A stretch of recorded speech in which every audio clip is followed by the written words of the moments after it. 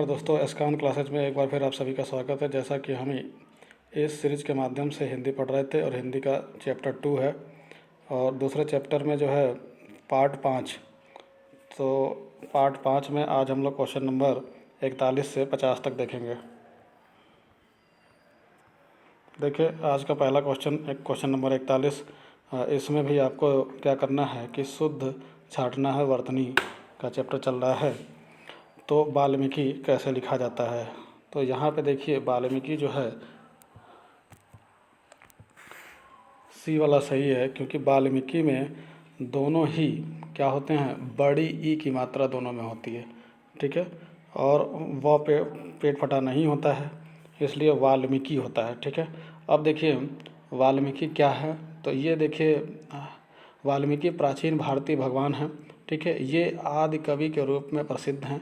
इन्होंने संस्कृत में रामायण की रचना की। उनके द्वारा रची रामायण वाल्मीकि रामायण कहलाई। रामायण एक महाकाव्य है जो कि राम के जीवन के माध्यम से हमें जीवन के सत्य से, कर्तव्य से परिचित करवाता है।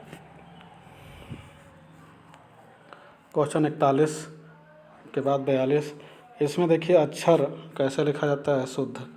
तो अक्षर जो है इसमें बी वाला शुद्ध है। इस तरह से जो है वर्तनी की दृष्टि से अक्षर लिखा जाता है, छतरी वाला छ होता है। ठीक है, तो देखिए अक्षर क्या है, तो भाषा की जो सबसे छोटी इकाई वर्ण जो होती है, तो देखिए भाषा विज्ञान में जो है अक्षर तत्वों का ज्ञान प्राप्त करने के लिए उसे शब्दांश ध्वनियों की संगठित इकाई को कहते हैं। किसी भी शब्द को अंशों में तोड़कर बोला जा सकता है और शब्दांश शब्द के वह अंश होते हैं जिन्हें और ज़्यादा छोटा नहीं बनाया जा सकता, वरना शब्द की ध्वनियाँ बदल जाती हैं। क्वेश्चन नंबर 42 देखिए 43 नंबर क्वेश्चन में अध्ययन। तो अध्ययन में देखिए डबल य होता है, यानी 2 बार या होता है, इसलिए सी वाला सही है। ठीक है, अब अध्ययन क्या है, तो देखिए किसी विषय के सब अंगों या गुण तत्वों का ज्ञान प्राप्त करने के लिए उसे देखने, समझने या पढ़ने की क्रिया अध्ययन कहलाता है। ठीक है, पुस्तक या लेख आदि में लिखी हुई बातें या विषय देखने या पढ़ने की क्रिया अध्ययन कहलाता है। क्वेश्चन नंबर 44 देखिए अत्यधिक बनाना है, कैसे सही से लिखा जाता है। अत्यधिक वर्तनी शुद्धि में अत्यधिक जो होता है वो छोटी की मात्रा होगी, यानी ए सही होना चाहिए। ठीक है, देखिए अत्यधिक नहीं होगा, अत्यधिक सही है, ए वाला सही है। ठीक है, तो अत्यधिक का मतलब क्या होता है, इसका जो अर्थ होता है वो होता है बहुत अधिक। ठीक है, बहुत ज़्यादा, हद से ज़्यादा, बहुत अधिकता से, प्रचुरता से। ठीक है, इतने सारे इसके पर्यायवाची हैं। क्वेश्चन नंबर 45 देखिए 45 में कहा गया है कि एकत्रित,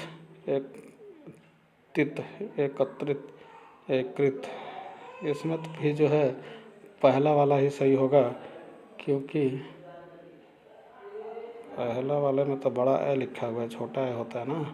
बी वाला सही होना चाहिए, बी वाला सही होगा, एकत्रित। ठीक है, देखिए एकत्रित जो है छोटा ए होगा, र पे छोटी, त्री पे छोटी की मात्रा होगी। ठीक है, एकत्रित इसका अर्थ क्या होता है, इकट्ठा किया हुआ या एक जगह लाया हुआ। ठीक है, बचाकर अथवा जोड़कर रखा हुआ, एक स्थान पर इकट्ठा या जमा किया हुआ।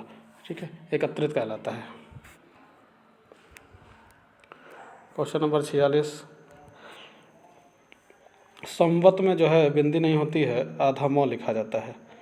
तो यहाँ इस हिसाब से जो है आपका सी वाला सही होना चाहिए, सी सही होगा, संवत में आधा मौ लगा हुआ है।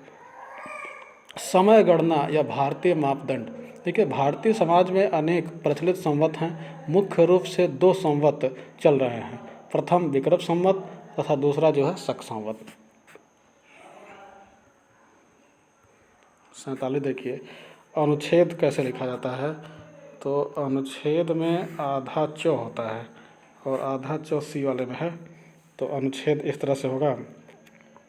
ठीक है, देखिए अनुच्छेद का क्या मतलब होता है, किसी भी शब्द वाक्य सूत्र से संबंध विचार एवं भाव को अपने अर्जित ज्ञान निजी अनुभूति से सजोकर, ठीक है, प्रवाहमयी शैली के माध्यम से गद्य भाषा में अभिव्यक्त करना अनुच्छेद कहलाता है।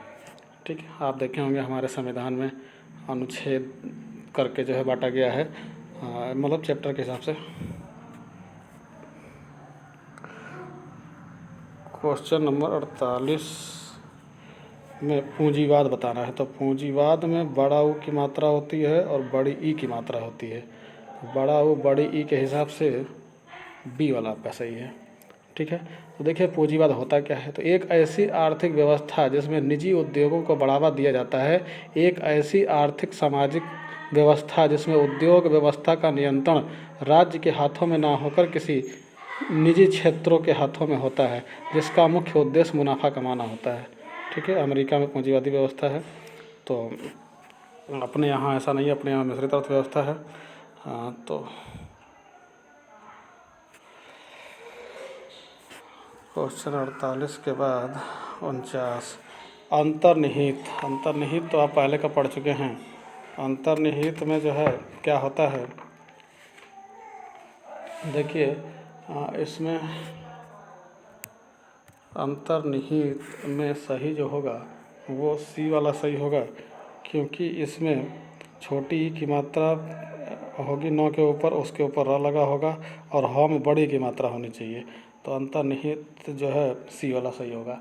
अब देखिए क्या मतलब होता है। तो देखिए जो पूरी तरह से समाहित या अपने अंतर्गत कर लिया गया हो उसे अंतर्निहित कहा जाता है। ठीक है, अब लास्ट क्वेश्चन जो है आज का 50 परीक्षा। ये बड़ा आसान है, कई बार आ चुका है और हमेशा आता रहता है। ठीक है, परीक्षा में बड़ी ई की मात्रा होती है, ध्यान रखेंगे आप। रोक में बड़ी ई की मात्रा होती है। तो परीक्षा शब्द का अर्थ समझ लीजिए, ताकि पर्यायवाची और विलोम शब्द ये सब छाँटने में आपको समस्या नहीं होगी, तो संतत्व वाले में भी जो है समस्या नहीं होगी।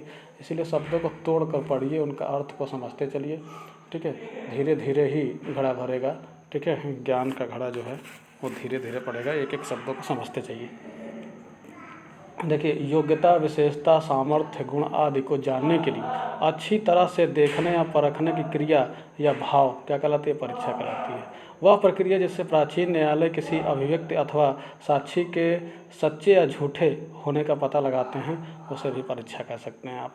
ठीक है, वस्तुओं के संबंध में कहा जाए तो देखिए उनकी उपयोगिता, टिकाऊपन आदि जानने के लिए उनका उपयोग या व्यवहार किया जाना परीक्षा कहलाता है। ठीक है, तो ये परीक्षा का अर्थ है। आज की सीरीज हमारी समाप्त होती है। आप सभी घर पे मन लगा के पढ़िए। ठीक है, और चैनल को सब्सक्राइब करिए, शेयर करिए, लाइक भी करिए। ठीक है, धन्यवाद, जय हिंद।